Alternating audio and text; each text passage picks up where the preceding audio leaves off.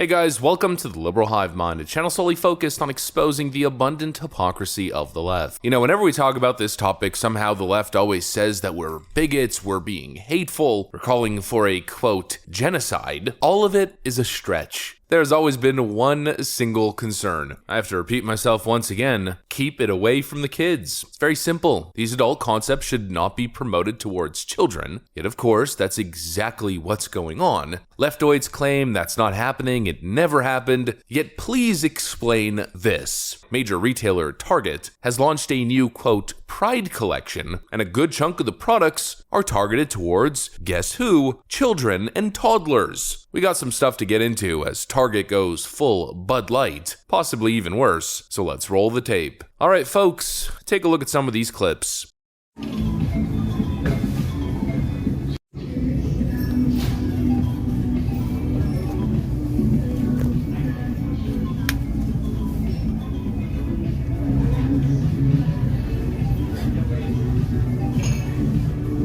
Target because I heard that their new Pride collection was out, so let's take a look. This is a special swimsuit. It is invented for tucking. Live, laugh, lesbian. Are they amoebas? These don't even look like people. Queer. This right here. These are baby clothes. They say that grooming isn't happening, then why are there Pride baby onesies? Trans people will always exist. This is the ugliest shirt I've ever seen. I don't care if you're queer. Why would you wear this? This is ugly. Kids going to a pride parade. You got a little pride skirt for your kid. Super queer. It's like a superpower. Honestly, Target, what is going on? This is pretty disgusting. Now, I don't even get why it's an issue of contention. This campaign to me is purely unacceptable. Again, it's the exact same concept. People have an issue with CRT being pushed onto children. Democrats say, oh, that's fake news. CRT isn't being pushed onto children. Of course, we know the reality. In the same case here, mostly the view is live and let live. I don't care what you do as an adult if you're 18 years old, but don't push these adult concepts onto young, impressionable, developing children. They say, oh, well, that's not happening. And then the reality. You think that we'll corrupt your kids if our agenda goes unchecked? Funny, just this once, you're correct. We're coming for them. We're coming for your children. That right there is what's going on. And that was also one of the major issues with Bud Light's campaign. As stated from their vice president of marketing, their intention was to leave behind the old fratty look and to target a new, younger consumer. I'm a businesswoman. I had a really clear job to do when I took over Bud Light. And it was, this brand is in decline. It's been in decline for a really long time.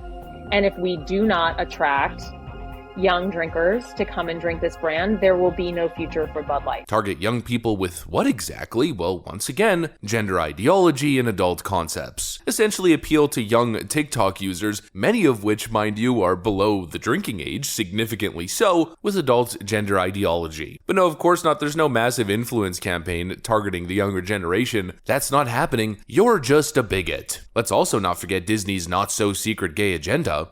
Our leadership over there has been so welcoming to my not at all secret gay agenda. And how do we know that's targeting kids? Well, pretty simple. It's Disney. It's inherently targeting children. This whole cultural influence campaign hasn't been a figment of our imagination. It's been happening in real time. We have been seeing it develop over the last decade. It's gone from we simply want to be accepted, we want the same rights as everybody else, we want to be included in the institution of marriage, to now we want to teach your children about tucking. I mean, take a look at this shirt, for instance, that Target has on offer. Busy thinking about girls. Sounds totally appropriate for young children. A little bit further across the shelves, we have Sam Smith. Again, perfectly appropriate for children now, isn't it? To be completely honest, the idea that Sam Smith YouTube videos are even allowed on YouTube without an age restriction is completely wild to me. You know, I've been censored. I've had videos age restricted where I'm simply talking about polling numbers. Making a video where Donald Trump wins a debate or Donald Trump is winning in the polls and simply covering the numbers. I've had my video age restricted to where only 18-year-olds, you have to verify your age before being able to watch the video. Sam Smith's overtly sexual YouTube video where he dresses up like Satan and performs totally lewd acts. Oh, that's perfectly good for extremely young, impressionable children. In fact, it's so good that Target's gonna sell his album in the Pride Kids section. I mean, this stuff is completely wild. What I'm questioning is where our moral compass has gone. It seems as though the more time goes on, the left becomes more and more extreme. It's almost as if their ideology is about normalizing the extremes. And again, there's a difference between acceptance of these extremes which exist in society. I mean, we're never gonna make them go away. It's one thing normalizing them within the adult world. It's another when you're trying to normalize to the extent that you're trying to promote them to young children at an extremely young age as alternative lifestyles. They are alternative lifestyles. I'm not going to deny that. I'm not going to sit here and make claims that these lifestyles and identities shouldn't exist in society or will ever not exist in society. That's simply unrealistic. My personal view has always been a very simple one. If you are 18 years old, you can do whatever you want. If you're 18 years old and you pay your own rent, you live by yourself, you pay your own taxes, you have the freedom to do whatever you want. You're not under your parents' roof, you're under your own roof, you have freedom, personal agency, you're living your own life. If you want to live your life as a chair and you feel as though your sole purpose in society is to get on all fours and for people to sit on your back, go for it. It's a unique lifestyle, to say the least, but who am I to tell you that you can't do that? But now if you want to market that towards my children, if you want to glamorize this lifestyle,